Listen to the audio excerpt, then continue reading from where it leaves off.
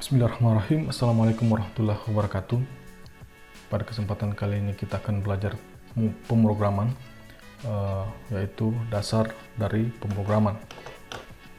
Jadi hal dasar dari pemrograman yang pertama itu kita harus tahu dulu sifatnya ini saat kita bikin program. Pertama, komputer itu tidak tahu sebelum kita memberitahu. Maksudnya misalnya contohnya seperti ini. Ada contoh kita punya persamaan A sama dengan B tambah C. Nah, saat kita ingin mengeluarkan atau memberikan perintah print A sama dengan berapa, maka si komputer akan mengeluarkan nilai 0 karena dia tidak tahu nilai B ini berapa, nilai C ini berapa, jadi semuanya dianggap 0, makanya A itu akan sama dengan 0. Kemudian jika kita tulis setelah misalnya A sama dengan B tambah C, baru kita tulis B sama dengan 2, kemudian C sama dengan 3, tetap saja A yang akan dikeluarkan adalah 0 karena baris ini seharusnya dieksekusi secara berurut. Cara menulis yang benar yaitu kita definisikan dulu variabel B ini berapa, variabel C ini berapa, baru kita buat persamaan A sama dengan B tambah C, sehingga saat kita memberikan perintah print ataupun write maka akan dihasilkan nilai 5. Jadi pertama, pemrograman itu baris perintahnya dieksekusi secara berurut, kecuali ada perintah untuk melompat. Tapi selama tidak ada perintah untuk melompat atau ke tempat lain, maka perintahnya itu akan dieksekusi secara berurut, mulai dari yang paling atas ke bagian selanjutnya. Nah, ini persamaan ini bisa kita tulis ke dalam sebuah flowchart atau bagan alir, yang mana pada bagan alir itu ada beberapa simbol yang biasa digunakan, misalnya simbol seperti ini.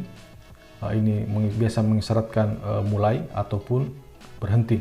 Kemudian ada juga simbol seperti ini yang mengindikasikan bahwa dia itu sebagai input ataupun output. Kemudian ada simbol berbentuk persegi yang mengindikasikan bahwa dia itu adalah simbol proses. Kemudian ada juga simbol berbentuk belah ketupat ini, seperti ini. Ya, ini yang menyatakan dia adalah sebuah decision atau bisa jadi percabangan atau perintah untuk ke tempat lain. Nah, seperti itu. Jadi ini beberapa simbol dalam flowchart yang biasa digunakan. Simbol untuk start ataupun stop, simbol untuk input ataupun output, kemudian simbol untuk proses, dan simbol untuk pilihan, decision. Nah, sekarang mari coba kita buatkan flowchart dari persamaan kita A sama dengan B tambah C. Kita buat seperti ini. Kita tuliskan dulu prosesnya.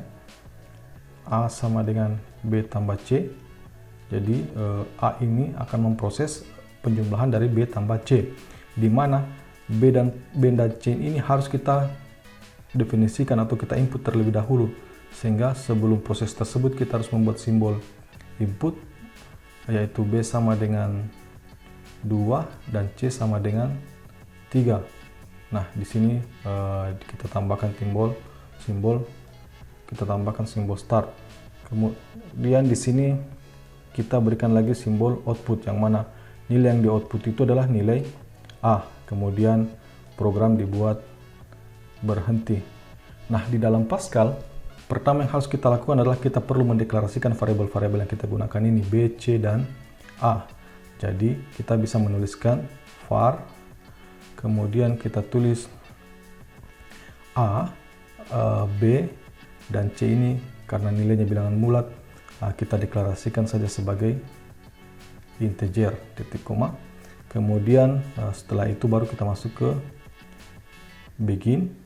Nah, setelah begin ini kita masukkan perintah untuk menginput data, yaitu B sama dengan 2. Ini ya, kalau di Pascal B titik 2 sama dengan 2 titik koma, C sama dengan 5 titik koma.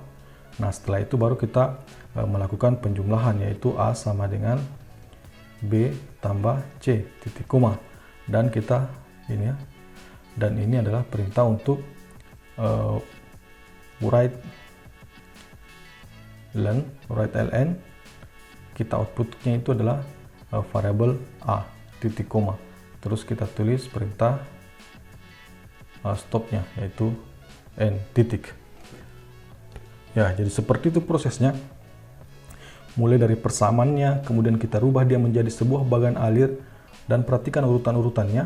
Nah, kemudian kita terjemahkan flowchart ini menjadi sebuah bahasa program. dalam hal ini bahasa Pascal. Nah, sekarang mari kita coba ketikkan perintah-perintah ini di Pascal. Kita buka Pascalnya di Visual Studio ya. Kita pakai Visual Studio Code. Kemudian kita buat file baru, new text file. Ini select element yang kita pilih Pascal. Kemudian kita tuliskan perintah-perintah ini. Jadi pertama kita deklarasikan variabelnya, tab var. Oke. Kemudian kita punya 3 variabel tadi ya. Variabel A, B, dan C. Variabel A, B, C. Dan ketiga variabel itu adalah integer, titik koma. Kemudian kita masuk ke begin. Kita masuk ke begin, and ini n-nya pakai titik karena dia adalah main function atau fungsi utama. Setelah itu kita definisikan nilai nilai C ya, nilai B dan C. Nilai B-nya tadi itu sama dengan 2. Kemudian nilai C-nya itu sama dengan 3 titik koma. Kemudian kita hitung nilai A, yang mana A itu sama dengan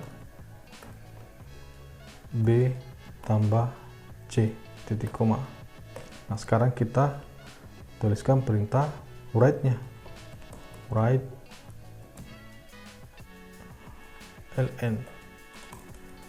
Kenapa ini? Write ln. Yang kita write itu adalah nilai A-nya. Nah, coba kita running. Nah, kita save dulu ya, Ctrl S. Kita kasih nama Pascal Basic. Oke, coba kita run Pascal Basic ini. Oke. Jadi di sini hasilnya sudah ada, A itu sama dengan B tambah C, yang mana di sini hasilnya adalah 5. Nah, supaya ini tampilannya tidak terlalu ramai, kita bisa menggunakan perintah clear screen. Yang mana perintah clear screen ini terdapat di library CRT ya.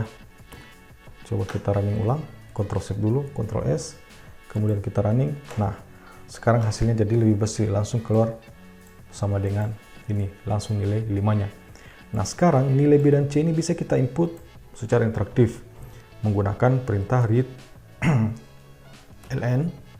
Kemudian di sini kita tuliskan data yang akan diinput nanti akan dianggap sebagai nilai B. Kemudian yang satunya lagi untuk nilai C-nya, read ln C titik koma. Nah, sekarang ini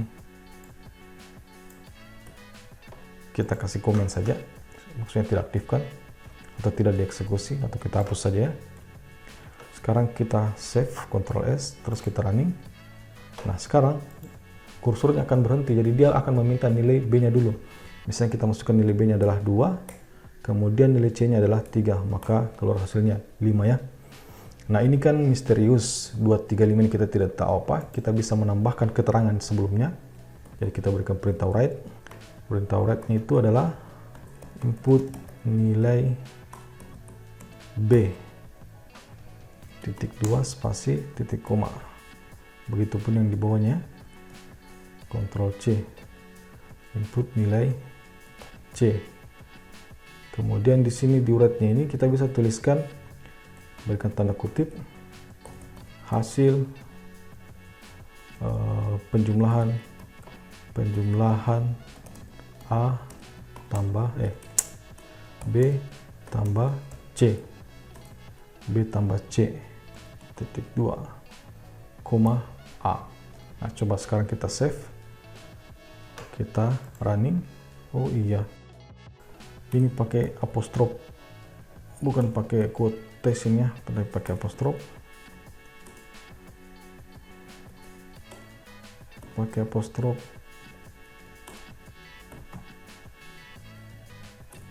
Oke, coba kita save lagi, kita running. Nah, sekarang kita input nilai B-nya 5, kita input nilai C-nya 2, maka hasil penjumlahan B tambah C itu sama dengan 7. Ini supaya tidak langsung muncul bagian bawah ini, PS ini, kita bisa tambahkan perintah untuk membuat programnya berhenti sejenak dengan menggunakan perintah read ln. kemudian titik koma, kita save. Nah, seperti ini misalnya kita masukkan angka 3, angka 6, hasilnya kan 9 ya. Jadi dia tidak langsung berhenti sih programnya ini.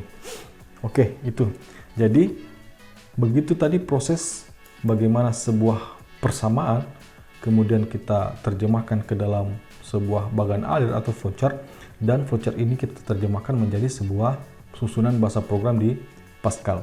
Nah, sekarang kita coba misalnya kita ingin menghasilkan bilangan berurut ya, 1, 2, 3, 4, 5, 6 dan seterusnya sampai n.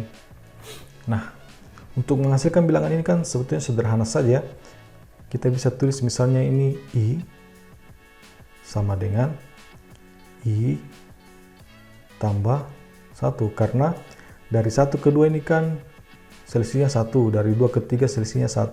Artinya bilangan pertama yang diinput itu akan ditambahkan dengan 1, makanya kita tuliskan seperti ini, I tambah 1, kemudian nanti hasil perhitungannya itu nanti, hasil penjumlahannya akan ditambahkan lagi dengan 1 supaya menghasilkan nilai 3. Jadi begitu seterusnya. Nah, caranya itu bisa kita menggunakan ini, I sama dengan I tambah 1. Jadi sekarang coba kita buatkan flowchartnya. Kita buatkan flowchartnya, misalnya I sama dengan I tambah 1. Ini adalah sebuah proses karena dia proses menghitung. Kemudian sebelumnya itu kita akan menghitung sampai nilai n. Kita akan menghitung sampai nilai ke n, entah berapapun n-nya nanti yang kita masukkan. Jadi kita perlu memberikan di sini input berupa nilai n dan star ya, star. Nah, setelah I sama dengan I tambah 1 apa? Kita kan ingin menampilkan bilangan-bilangan ini 1, 2, 3 dan seterusnya. Artinya kita harus memberikan perintah output. Apa yang di output, apa yang di print, yaitu nilai I. Setelah itu apa? Kita kan ingin menampilkan bilangan-bilangan ini, artinya dia harus berulang. Dia harus setelah misalnya selesai menampilkan angka 1, dia harus menampilkan angka 2, dia harus menampilkan angka 3. Maka di sini kita bisa menggunakan perintah, kita bisa menggunakan simbol untuk pilihan ya. Simbol pilihan itu adalah kita menggunakan belah ketupat ini. Ini kita kasih persyaratan. Ini kita kasih persyaratan. Apa persyaratannya? Yaitu apakah I lebih kecil daripada nilai n. Ya, karena ini nanti nilai yang akan kita hasilkan itu sampai dengan nilai ke n. Kalau misalkan kita masukkan 10 angka berarti harus mengenerate bilangan 1, 2, 3 sampai 10. Jadi kalau misalnya apakah I-nya lebih kecil dari n? Kalau yes, artinya nilainya I-nya lebih kecil daripada n, maka kita perintahkan dia untuk kembali ke sini, menjumlahkan angka lagi. Nah, kalau misalnya sudah tidak lebih kecil dari 10, maka kita perintahkan untuk programnya berhenti. Nah, sekarang sebelum kita terjemahkan menjadi Pascal, bahasa pemrograman di Pascal, coba kita lakukan pengujian dulu terhadap flowchart kita ini. Apakah flowchart kita ini betul bisa menghasilkan bilangan-bilangan saat angka 1, 2, 3, 4, 5, dan 6. Misalnya, anggaplah saya mau tampilkan, nggak usah terlalu banyak, 3 angka saja. Artinya n-nya itu nanti akan saya input, n-nya sama dengan 3. Kemudian dia akan menghitung nilai i-nya. Yang mana nilai i-nya ini kan, i pertama ini kan tidak pernah didefinisikan sebelumnya. I yang di sini tidak pernah didefinisikan, makanya i di sini itu nilainya adalah 0 ditambah 1. Sehingga i di sini, i pada putaran pertama nilainya adalah 1. Jadi dia akan menampilkan i-nya sama dengan 1. Kemudian, apakah 1 lebih kecil daripada 3? Ya, 1 itu lebih kecil daripada 3. Karena 1 lebih kecil daripada 3, maka dia akan kembali menjumlahkan. Karena 1 itu lebih kecil daripada 3, maka dia akan kembali ke sini. I sama dengan I. I tadi sudah punya nilai. I tadi sudah punya nilai yaitu 1. Makanya nilai I yang di sini sekarang nilainya adalah 1 ditambah 1, yaitu 2. Jadi sekarang I-nya menjadi 2. Apakah 2 lebih kecil daripada 3? Iya. Karena 2 lebih kecil daripada 3, maka dia akan kembali ke sini. Sehingga dia akan menghitung lagi nilai I-nya. Sekarang I-nya berapa? I-nya tadi kan yang terakhir adalah 2 ya. Berarti di sini 2 ditambah 1. Atau sama dengan 3. Nah sekarang, I-nya sudah sama dengan 3. Apakah 3 lebih kecil daripada N? Apakah 3 lebih kecil daripada 3? Tidak ya. 3 itu sekarang sudah sama dengan 3. 3 tidak lebih kecil dari 3. Karena dia sudah tidak lebih kecil daripada 3, maka kita perintahkan programnya untuk berhenti. Jadi kita melakukan tadi namanya trace ya. Kita uji flowchart kita. Apakah flowchart kita itu sudah sesuai dengan yang kita inginkan, yaitu ini.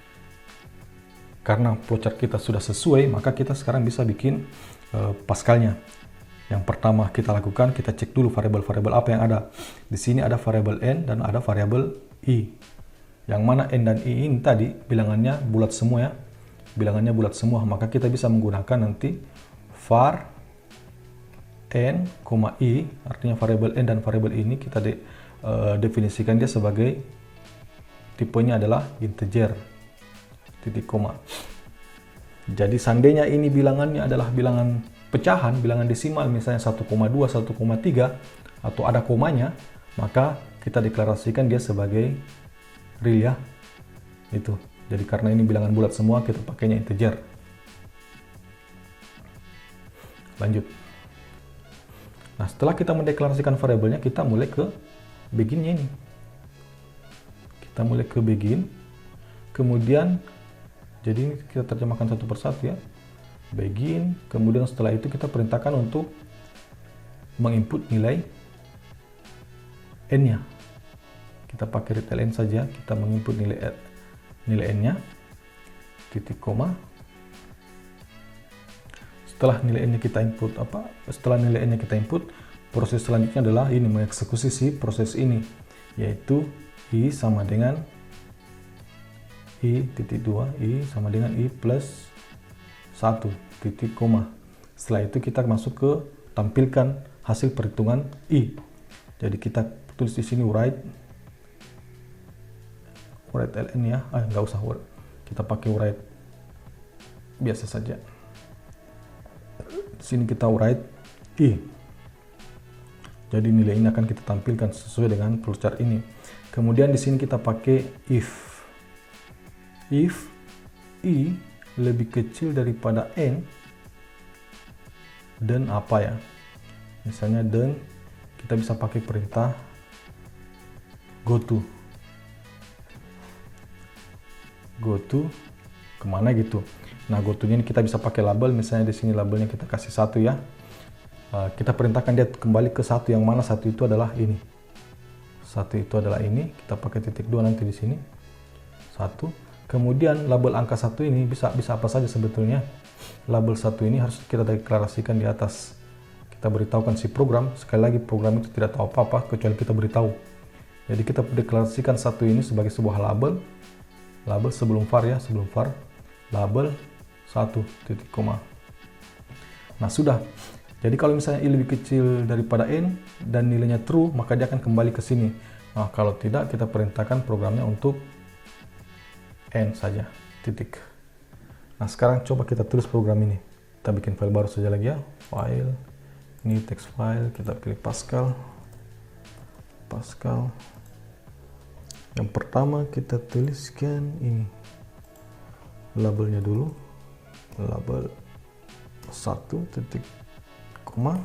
Kemudian kita deklarasikan var-nya.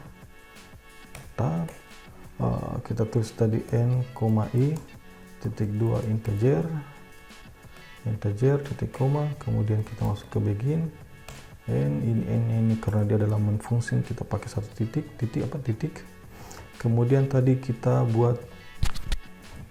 input nilai N-nya, kemudian setelah nilai N-nya terbaca, kita baca I-nya, titik 2 sama dengan I plus 1 titik koma. Kemudian setelah itu kita tampilkan nilai I-nya. Nah, setelah itu kita akan memberikan if then kalau I-nya lebih kecil daripada N, maka kita perintahkan dia untuk ke 1. Nah, ini satunya belum jelas di mana ya. Satunya tadi kita tempatkan sebelum ini ya, jadi 1.2. Jadi kalau misalnya I-nya lebih kecil daripada N, maka dia akan kembali ke sini sampai dia I-nya itu tidak lebih kecil daripada N. Ini kalau kita save terus kita running, ini dia berikan satu warning. Sebetulnya kalau kita input angka 3 ini dia sudah muncul ya, 1, 2, 3. Tapi ada warningnya. Nah, warningnya ini karena I-nya ini dia tidak tahu nilai ini apa, makanya kita bisa tuliskan di sini I-nya sama dengan titik 2 sama dengan 0 ya, Ctrl S. Jadi warningnya nanti akan hilang. Nah, tidak ada warning lagi. Kita bisa input angka 3-nya langsung keluar 1, 2, 3. Sekarang coba kita bikin cantik-cantik dulu. Ini supaya tidak ramai kita gunakan perintah clear screen titik koma. Ini coba kita save, ini kita running. Nah, gagal dia di running. Apa namanya? Tidak berfungsi clear screen ini ya. Kenapa dia bisa tidak berfungsi? Karena ya, kita tidak mendeklarasikan users-nya, users CRT, library-nya kita tidak panggil. Bersih sekarang. Coba kita tulis angka 3, langsung muncul 1, 2, 3. Selanjutnya tinggal kita bikin dia cantik-cantik, misalnya write, kita kasih supaya ada spasinya, supaya ada spasi antara nilai yang satu dengan nilai yang berikutnya.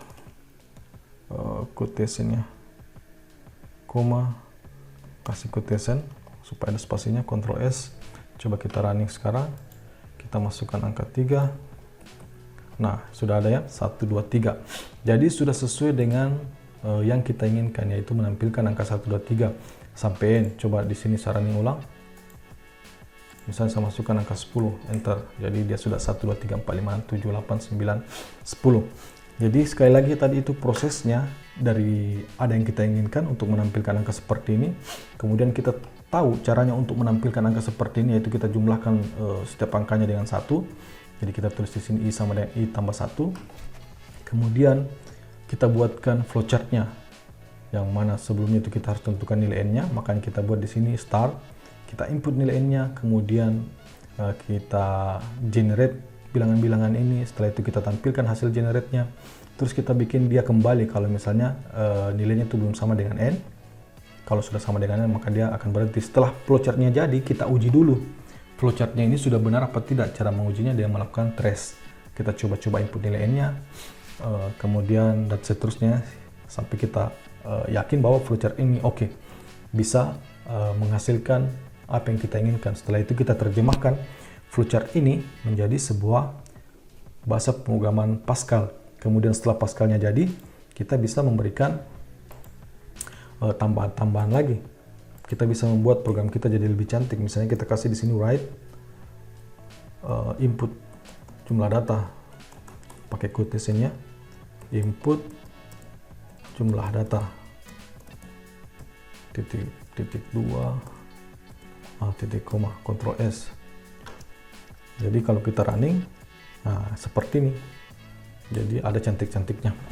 Ya, saya kira itu saja untuk hari ini. Basic sekali bagaimana sebuah masalah kita terjemahkan menjadi sebuah flowchart, dan dari flowchart tadi kita terjemahkan menjadi sebuah bahasa program. Terima kasih. Assalamualaikum warahmatullahi wabarakatuh.